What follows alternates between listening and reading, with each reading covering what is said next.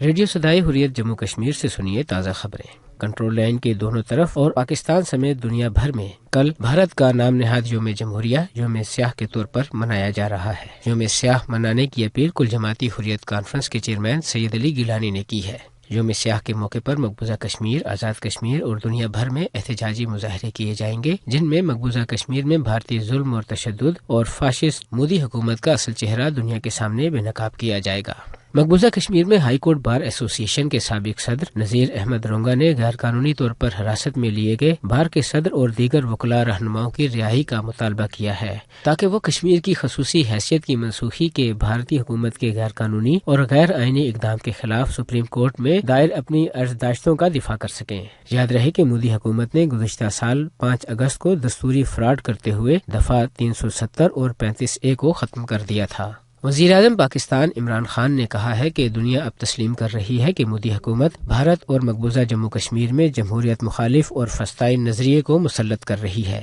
مودی کا رویہ علاقائی امن اور استحکام کے لیے سب سے بڑا خطرہ ہے، جبکہ 80 لاکھ کشمیری اور بھارت میں بسنے والے مسلمان پہلے ہی مودی کی شفاق پالیسیوں کے بھیٹ چڑھ چکے ہیں۔ کشمیر کونسل یورپی یونین کے چیئرمین علی رضا سید نے کہا ہے کہ نریندر مودی کی انتہا پسند حکومت کی نہتے کشمیریوں اور بھارتی اقلیتوں کے خلاف جبر اور استبداد کی کارروائیوں نے بھارت کا نام نہاد جمہوری چہرہ بے نقاب کر دیا ہے۔ اس کے ساتھ ہی خبریں ختم ہوئیں۔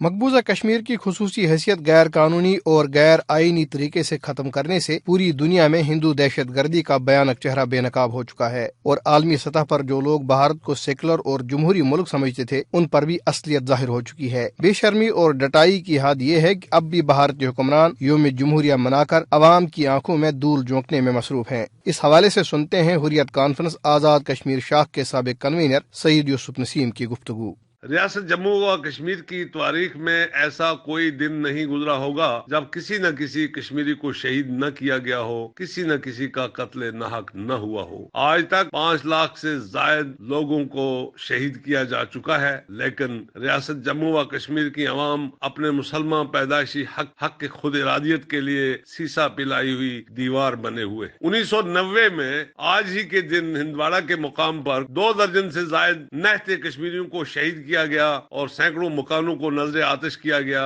تاکہ پوری ریاست میں خوف پھیلایا جائے اور لوگ اپنے اس پیدائشی حق کے حصول کی جدوجہد کو ترک کر دیں، لیکن ریاست جموں و کشمیر کے عوام جدوجہد جاری رکھے ہوئے ہیں۔ مقبوضہ کشمیر میں 6 ماہ سے جاری فوجی محاصرہ، مواصلاتی لاک ڈاؤن، کشمیریوں کی قتل و غارت گری اور دیگر جرائم ان لوگوں کے لیے چشم کشا ہیں جو بھارت کی نام نہاد جمہوریت کے سحر میں مبتلا ہیں۔